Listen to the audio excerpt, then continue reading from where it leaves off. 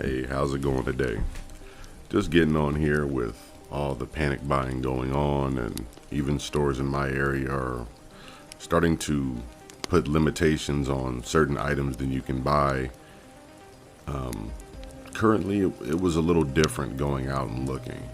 To be honest, I was always taught by my grandmother and different ones. She would go out and can food, and she would always store more food than she would ever need, only because the people who would come around who might also need food. She was a very loving woman with a very kind heart.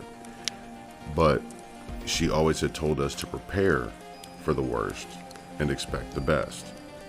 She always stayed stocked, extra canned good, extra rice, extra beans, these things, because during the winter months, of course, it was a little tougher to get out. And with the just-in-time method they have of holding stores having just enough food for 3 days, so it kind of cuts down on storing, and if food doesn't possibly sell, that they'll be able to not keep the product on the shelves as long. With the panic buying now, it's different. I'll say that to the least. But normally, even in nature, we look at all the animals that remind us to stock up and to be sure that we're ready for the winters that come. And when I say the winters, I mean the winters of our lives. It's not necessarily a physical winter as far as snow and cold times, but we will have cold times.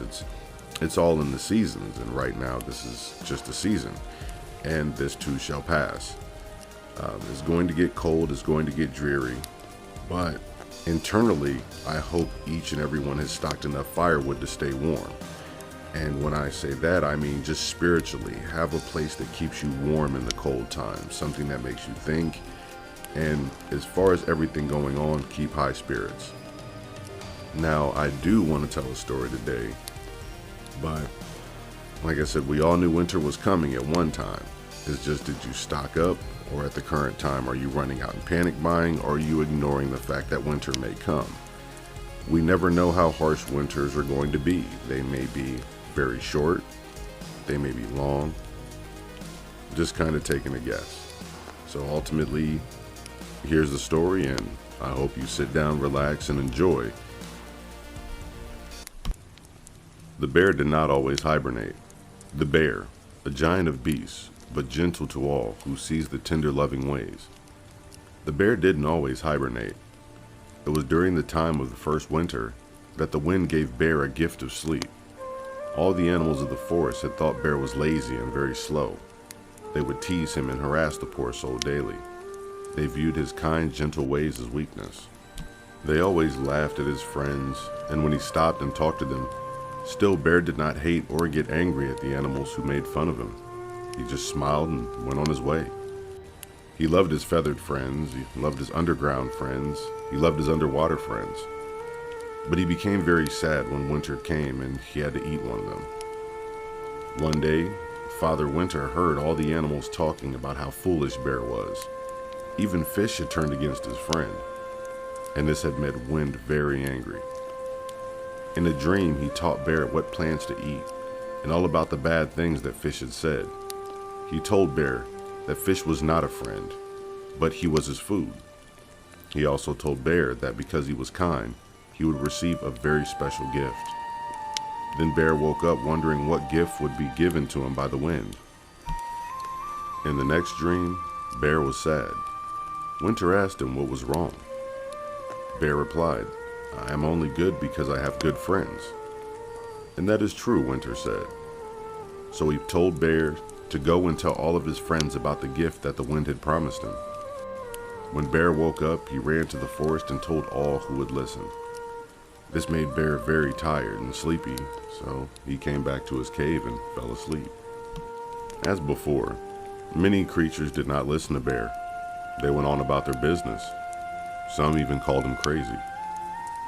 So Winter decided to teach them all a lesson. As Bear and his friends slept, flew away, or gathered food, without knowing, winter came down upon the entire forest. Yet he made sure all those who were friends of Bear would not be aware of him or his brother the Wind. To them, it was a time of the gift. So, as winter begins its journey across the land, one can still see who are the true friends of Bear.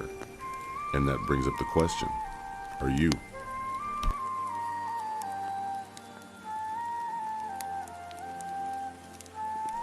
So those who listened to the bear, they knew something was coming.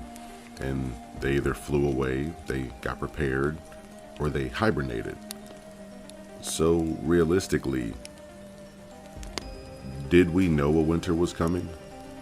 I only ask just because of what's been told to us. Have a week's worth of food, then 2 weeks worth of food, then 30 days worth of food. But that used to be the normality back in the day when our grandparents and elders and even some of us, depending on your age, were around. You were used to food being canned and an abundance of food just in case a harsh winter, or those who worked certain jobs if you got laid off for that season. We always knew to stock up, and we could always tell how hard the winters would be by looking at how deep the squirrels burrowed into the trees. Or you could look at how far nests were being placed into pine trees. So there were signs and things that would tell you in nature how hard winter's going to be. I believe there were many signs that told us. Once again, we don't know how harsh the winter's going to be, and hopefully this is a very light winter. But there's two things you can be. You either have to be like the squirrel and stock up, but if you're not willing to be a squirrel, you have to be willing to be a wolf. And that's a completely different life. So walk in love and walk in peace, and, be like the squirrel. Always remember that there are great days ahead, but sometimes you can't go out in the rain. And you don't want to be out in the cold. So sometimes it's nice to stock up. So I hope you enjoyed the message, and I didn't want it to be doom or gloom or anything else. I just wanted to relate how animals once again tell us how to prepare, what we're supposed to prepare for, and the signs in nature can be used for every sign that humanity has. Hope you enjoyed. Many blessings, and don't live in fear, because a life lived in fear is a life that isn't lived.